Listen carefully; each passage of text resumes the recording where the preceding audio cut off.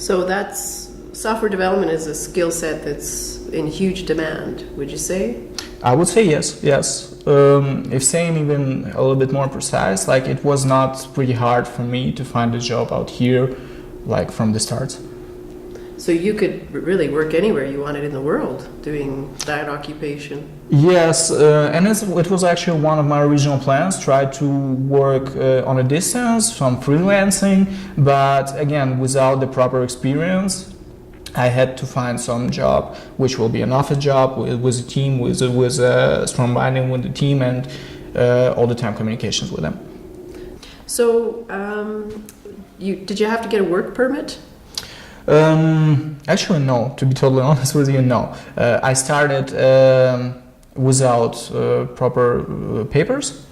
Just came there and worked, but that was because my initial position was an intern, and on some stage they proposed me in the whole beginning, making all my papers. Mm-hmm. They gave me the sponsorship list, but here in Mexico, the procedure of receiving a working permit is pretty complicated because you cannot do it when you stay into the country. So the process pretty much is 3 stages. First stage, you have to have the sponsorship list from the place where you're gonna work.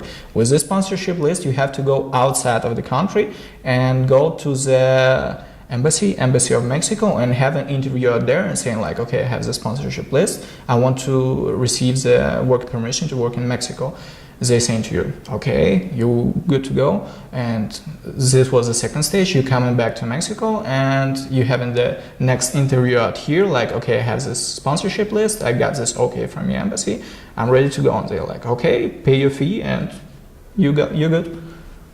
So now are you going through that process? Yes, I decided to do that because it will make things a little bit easier. Like, to be again totally honest with you, what I was doing, how I was working, I was just like, when you enter into Mexico, you have 6 months period that you can stay inside of the country. After the 6 months, you have to go out of the country, and you're free to come back whenever you want. So usually I'm doing it in the same day. I'm going out from the country and coming back and receiving a new permission for new 6 months. So that was I was doing previously. But again, it's a little obligation. Like every 6 months, I have to do that. So with work permit, it would be a little bit easier because I won't need to get out of the country, and it will be a little bit easier for me to find a new job. With a working permission, it will be easier. So is it easy from a financial perspective? Not only you're saving the cost, but also now are you going to be able to be paid into a bank account here? Like you're going to be more settled? I wouldn't say that it would be a big impact from the financial side because I don't think that it's going to change a lot. The only difference would be that I will be paid directly on my bank account, which is officially registered. Right now, I'm already get paid on the bank account, but which is my personal. That's the whole difference. Mm-hmm. Okay, so can we go back to when you first arrived here in Mexico? Sure.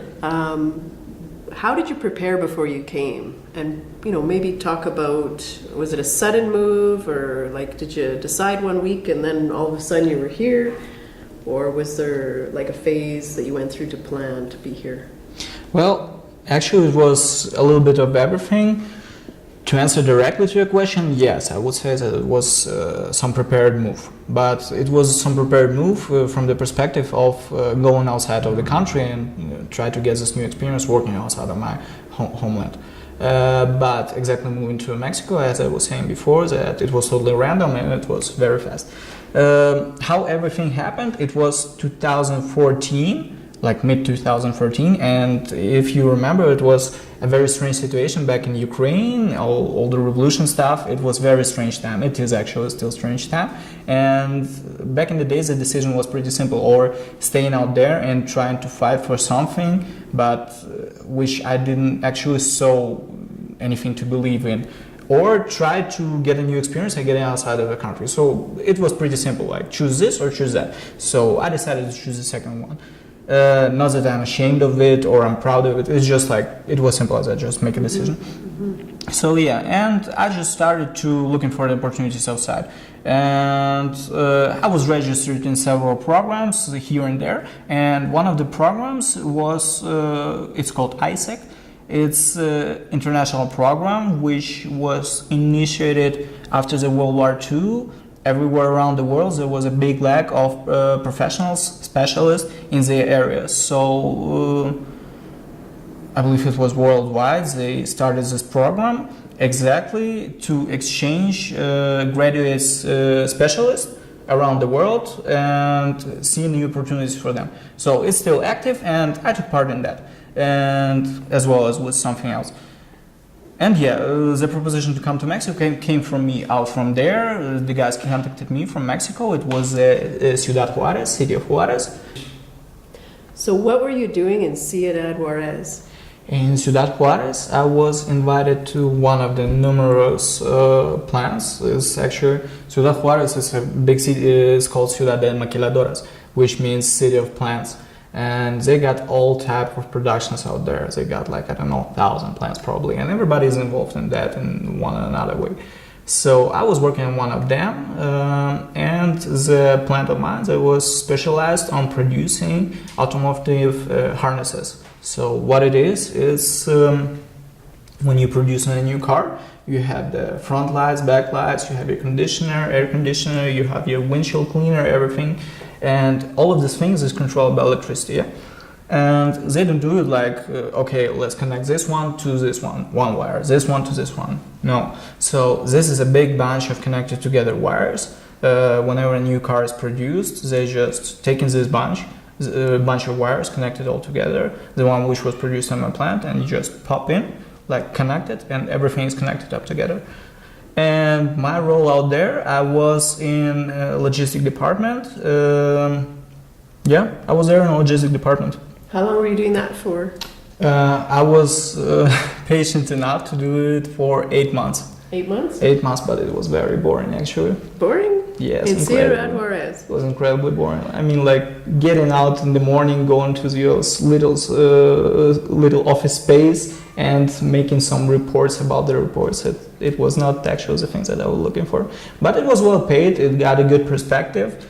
It had a lot of opportunities out there, but I just couldn't do it. It was not the things that I was looking for. Not stimulating enough. Yeah. It was something that I was trying to avoid when I was going out from Ukraine, and I returned to the same thing. I'm like, okay, probably I'm doing something wrong. Yeah. So that's when you decided to go to Mexico City?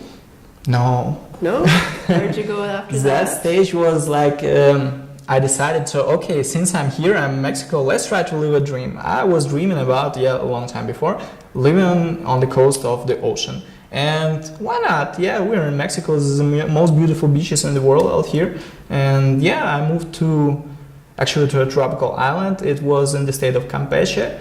And it is an island which is located in the Mexican Gulf. And yeah, I was working as a teacher there. Wow. Teacher in the high school. Teach in high school? Yeah. So did you have to get a special permit to teach?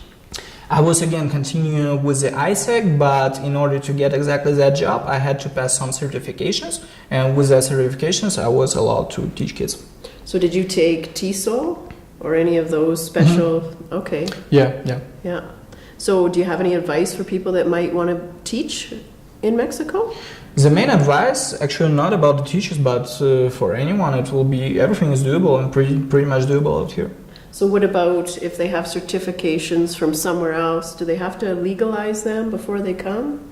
Or do they do that here? I'm not really sure if they have to legalize it, but I believe they will be good enough.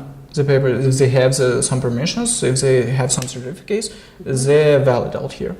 So would they have to translate their certificates, do you think? Yes, I would say yes. Did you if you're making it everything official, like it was a job proposition, you will have to translate it all. And did that employer help you a little bit?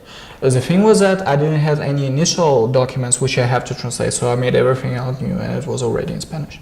Okay, that's good.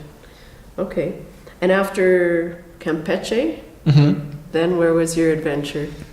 Okay, so after that, Campeche was amazing. I mean, every day, like, I had my job, from 7 a.m. and until like 3 p.m. So that was my morning time in the school. After that, I was coming back home, having some quick lunch. And every day at 6 p.m. I was going to the beach, to the ocean, like every day, literally. It was amazing. That was an amazing part of it, but at the same time, living on an island, especially on a tropical island, it's not so romantic as one can imagine.